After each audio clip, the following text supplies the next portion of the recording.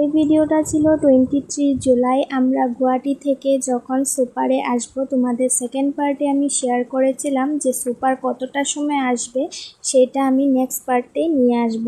আজ আমি এটাই তোমাদের সাথে নিয়ে আসি। তোমরা ফার্স্ট থেকে এন্ড পর্যন্ত ভিডিওটা স্কিপ না করে দেখো, আর ভালো লাগলে একটা like comment share. So hello everyone, good morning. আমি নূপুর, আমার একটা ছোট্ট সুন্দর মিনি ব্লগে তোমাদের অনেক অনেক স্বাগত। তো আমি তো বলেছিলাম গুয়াহাটিতে আমার হাজব্যান্ডের একজন ফ্রেন্ড ছিল, কলিগ ছিল, ওরা একসাথেই কাজ করে। ওর হাজব্যান্ড কিন্তু এতটাই হেল্পফুল, আমাদের সাথে কিন্তু এতটা রাত্র পর্যন্ত আমাদের সাথেই ছিল, অনেকটাই রাত্র পর্যন্ত ছিল।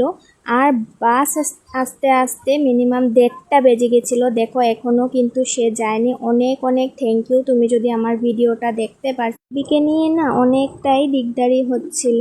তারপর দেখো বেবি তো ঘুমিয়ে গেছিল আমার ছেলে। তারপর সুপার এসেছে, সুপারের ভিতরে যেত আমাদের লাগেজ ছিল ঢুকিয়ে নিল। তারপর ওকে আমরা বাই বাই করে ফ্রেন্ডকে, তো দেখো সুপারে উঠে গেলাম। আর আমরা কিন্তু স্লিপার বাস নিয়েছিল, মানে ঘুমিয়ে ঘুমিয়ে যাওয়ার জন্য, রাত্রে তো তার জন্য। দেখো তারপর ভিতরের ভিউটা দেখো বাসের, খুব সুন্দর লাগছিল, লাইটিংগুলি দেখো। তারপর সিট নাম্বার খুঁজছিল, আমাদের সিট কোথায় আছে।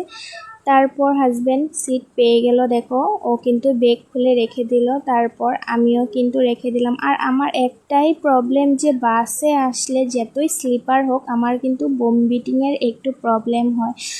তারপর ঠাকুরের নাম নিয়ে উঠে পড়লাম। তারপর দেখো জল দিচ্ছিল বাসের ভিতরে, দুজনকে দু বোতল জল দিল। আর রাত্রে লাইট অফ করার পরে রাত্রের ভিউটা দেখো কতটাই ভালো লাগছিল ভিতরে।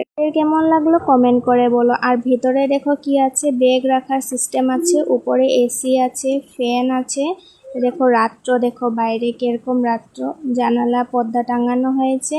আর আমি আর আমার না বাস দেখলে যেন বমির ভয় লাগে। তারপর ধুমাধুম করে উঠে কিন্তু আমি ঘুমিয়ে পড়েছি। আর সকাল হয়ে গেছে দেখো, আর সকালের ভিউটা দেখো কতটাই ভালো লাগছিল। আর ক্লিপগুলো কিন্তু আমার হাজব্যান্ড নিয়েছে বলেই আমি তোমাদের সাথে শেয়ার করতে পেরেছি। আজকের জন্য এতটুকু, দেখা হবে নেক্সট ব্লগে। বাই বাই, সবাই ভালো থেকো।